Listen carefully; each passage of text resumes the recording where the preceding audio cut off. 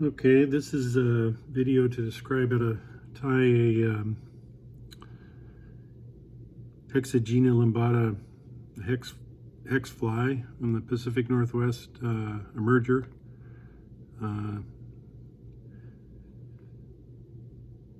It's got a reticulated, I don't know, maybe that's not the right word. Articulated is the right word. Articulated body here, and wiggle nymph, I've heard some people call them. So it's made in two parts. One is the extended body with the gills, and another that's just kind of a basic kind of flimp pattern. I'll show you how to do that and put those together. And then I've also attached a video link to a gentleman who collected a few of these nymphs and kept them in an aquarium, and you can see them swimming, so that's kind of useful. Okay, so I kind of got a little creative with how to do this extended body. So again, I'm going to start with my cheap vise here that I got at a garage sale. It's just sort of just has kind of a nut that turns here. This thing unscrews.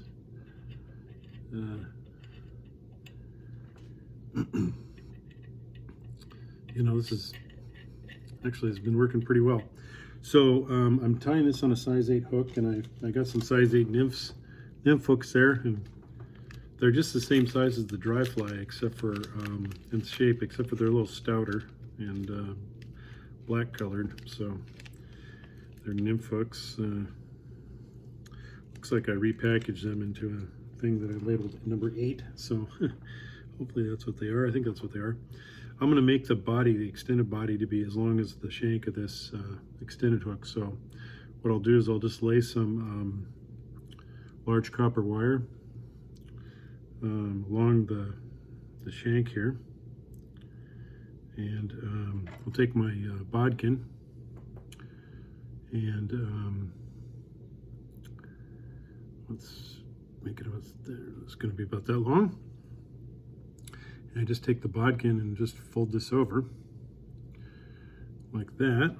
And I've got some, not my best scissors. I'm going to cut this wire rather than twist helicopter it or whatever they call it. All right. So what I have now is this, where's my tweezers? Oh, there they are. What I have now is this piece of copper wire bent over like this, and what I'm going to do is this little loop here is going to be the loop that gets hooked to the other fly and lets it swivel, and I'm going to stick that loop in. God, these feathers are everywhere. Stick that loop end into this vise, like so.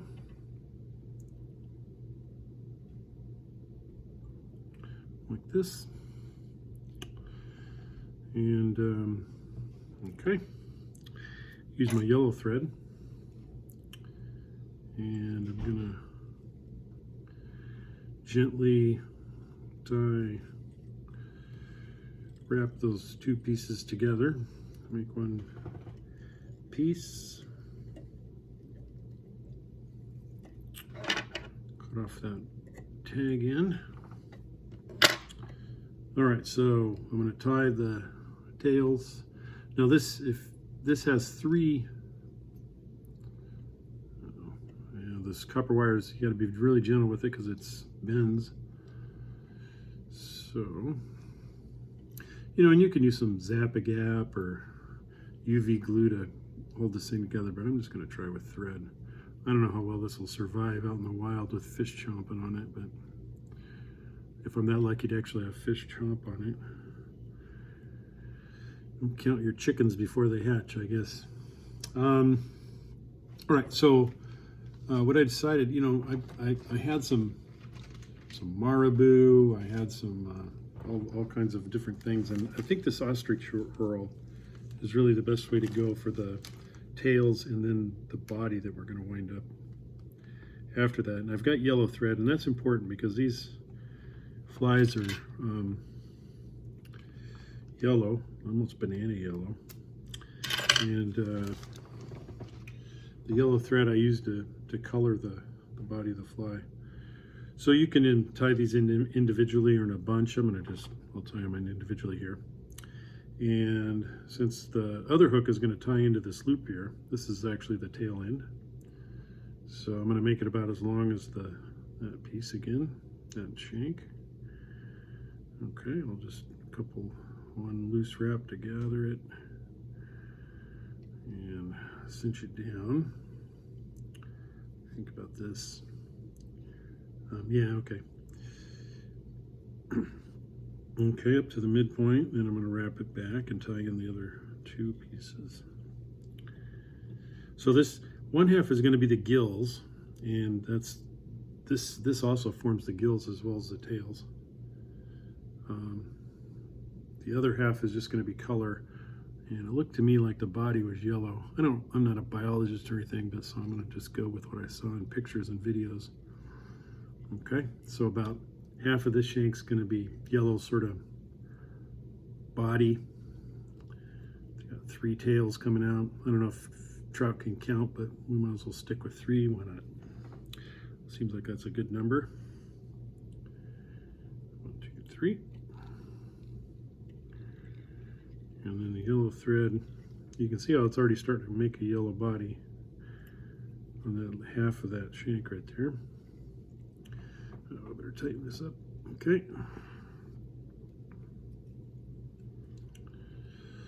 All right, and I gave this a little bit of thought. And I'm going to take a piece of yellow floss, and this is 4-strand floss, so I'll just take one of these strands of it. Being careful not to fray it too much. And sometimes it helps if you wet your fingers with this floss. Keep the frayed bits from you can have a tangle danger here. Okay, tie it in at the midpoint. I could have just as easily tied it in at the tail, and so I'm going to actually carefully wrap this back to the end, and I want to keep the tag end of the yellow floss up here so I can bury it later. Okay, now I'm bringing my floss back up to the midpoint.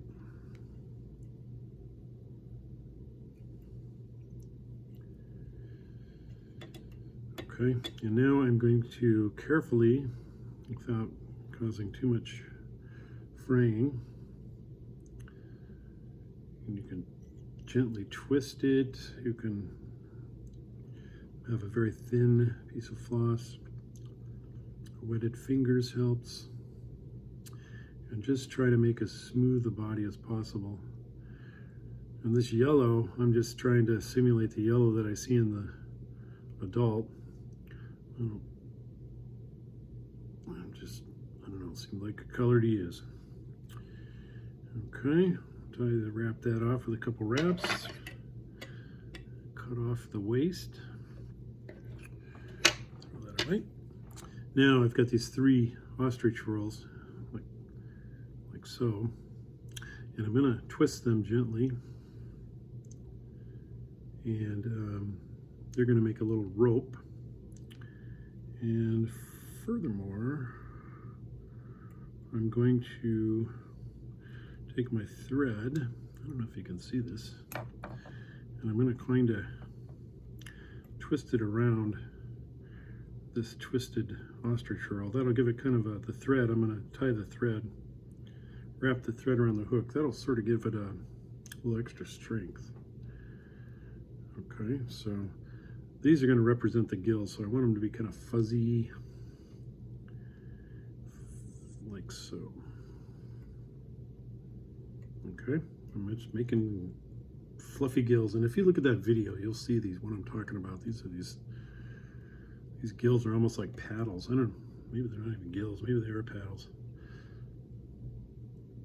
Okay. Now, made a mess of this, huh, didn't I? All right, so I'm gonna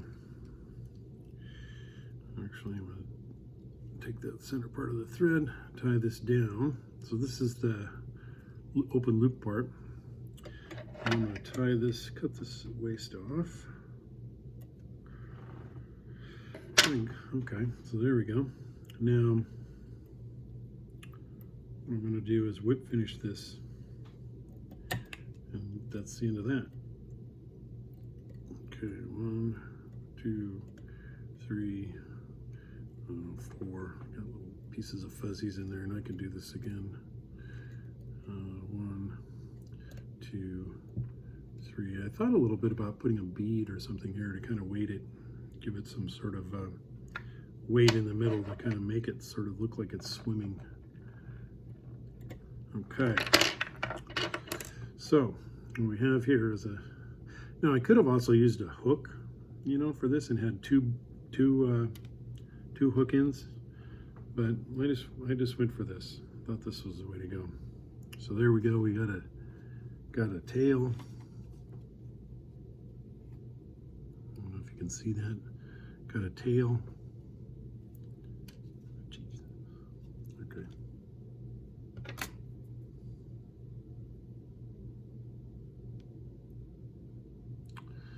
Got a tail with 3 ostrich things. They got the yellow floss body, and then the ostrich ovals to finish up the gills, the little swimming paddles, I think it almost looks like. And then I've got a loop right there that I can tie to the hook.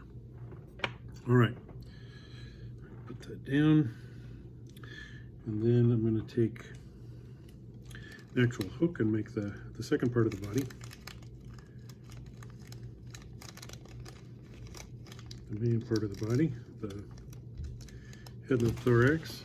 Oh, I just dropped the hook on the floor. That's some bad news.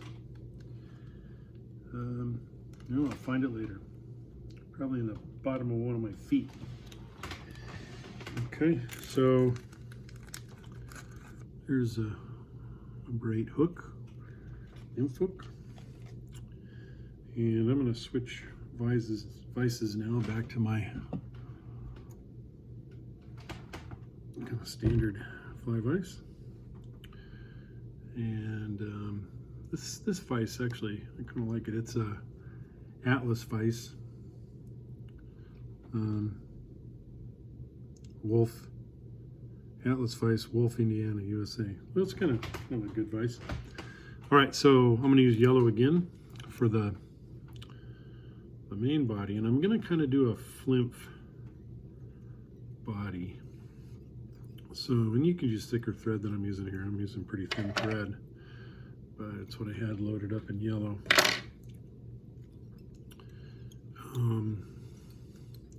Take it back to where the shank starts to turn, where it's still flat. Take that thread back to there.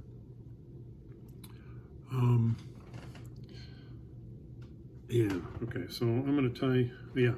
So what I do, there's a couple ways to do this. One, I could just take another loop of this copper wire and tie it on there, and then put the back body on and bring it back, and then I'd have 2 copper wires like that. Another way that I'm going to do it, and this is how I'm going to do this fly, is if I can find my, oh, there it is. I've got some monofilament that I took off my spinner rod. It's kind of thick for this, but you know, I'll just tie a little bit of this monofilament to the hook on the side in the front here. Great. And then I'll kind of measure off where this would be if I, like so. And then I'm going to take that thing that that tail that I just made, that lower body piece, and I'm going to run monofilament through that loop eye, and then back up the other side. If you put it on the side of the shank of the hook, if you tie it on there, it'll make it'll make a flat body, as opposed to putting it like on the top or the bottom. Okay, well, I don't know. Let me just push this back a little bit. Want it to be back a little further. Give it a little freer action. Well, maybe I need to loosen this up a little bit. Pull this back with my bodkin. Okay, there. That looks like it'll be a little freer for moving. Okay, so I've got a tag in up there, but that's okay. I'll cut that off later. Bringing this back to where the shank starts to bend, the bend of the hook. Okay, and I'll come in with my scissors and I'll cut off this excess monofilament. I have no idea how this fly is going to work, so I'll let you know after I fish it this weekend coming up.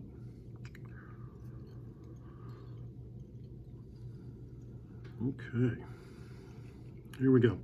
So now what I want to do is I want to put a little yellow body on this, and then the flint. Okay, so the yellow body material I'm going to use is just some kind of sparkle dub yellow. Could go any little more yellow than that. The fly is awfully banana colored. And this sparkle stuff, I don't know if that works, but it looks kind of cool. And I also want to take, where'd it go? Oh. I'm going to take a little olive green floss and just pull off another piece of that. This is 4 strands, so I'm just taking one of the strands. That inch or 2 of that, a couple inches of that off. Wet my fingers again so I don't get all these stray floss fibers all over the place.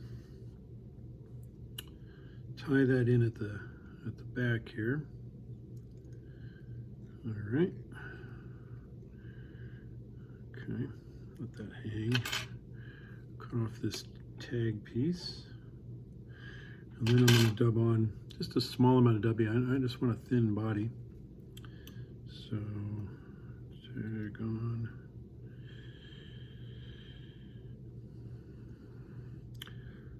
Okay. We'll name this the Fred Hex if it works. If it doesn't work, we'll pretend it never happened. All right, so get a little tighter control. Make a thin dubbing noodle.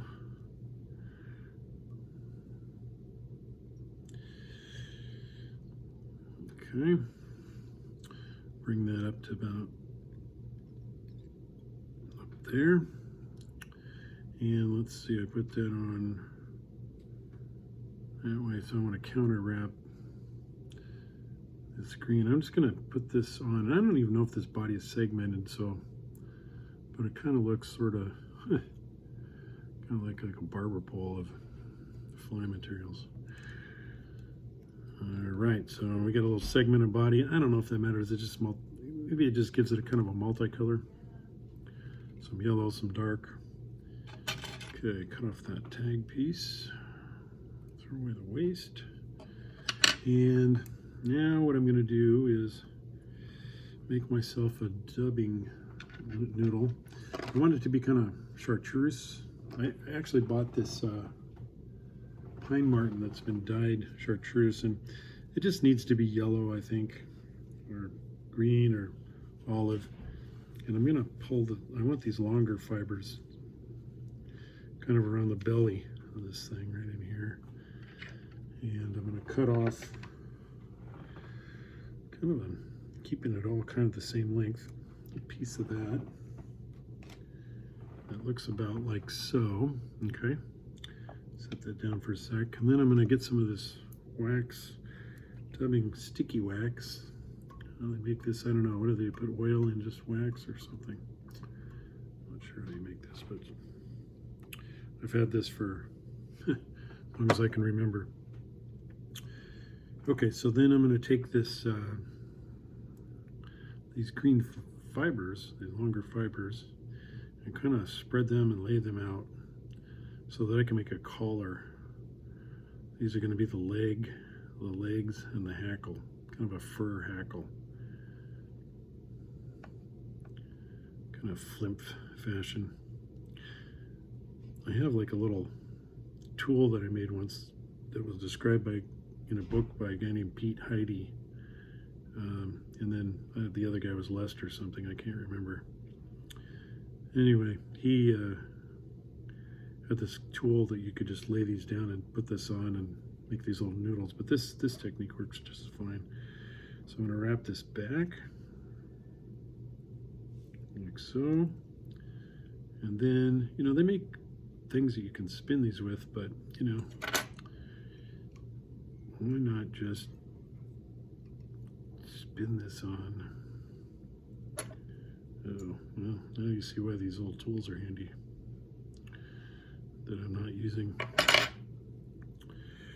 Okay, well, we'll just spin it and then take my hackle pliers, grab onto this base of this thing with its noodle that I've spun.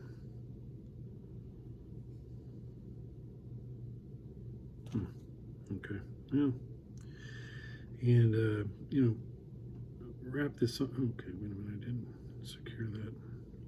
2, 3, maybe that'll do better. Now what I'll do is I'll wrap this on just like I was wrapping on hackle. These hackle pliers. And take my fingers and stroke this back gently. All right, and then what I'm going to do is actually capture this tag.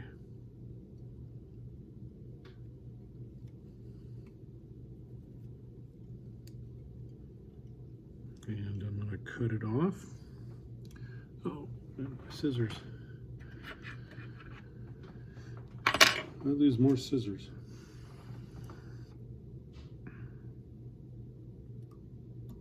Okay, set that aside. Pull this back and finish up the eye. Clean up all that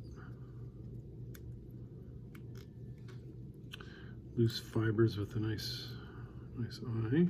Okay, and then give myself a little thread. Do like a 3 or 4 turn whip finish.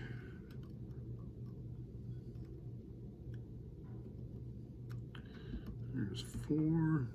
Maybe I'll do another one for good measure of 3. Okay. So there you have it. Got the finished fly with this wiggle tail monofilament thread holding it to this other fly. It's sort of tied flimp fashion, and I'll let you know how this fishes for the Hexagenia hatch on Cascade Lakes this week.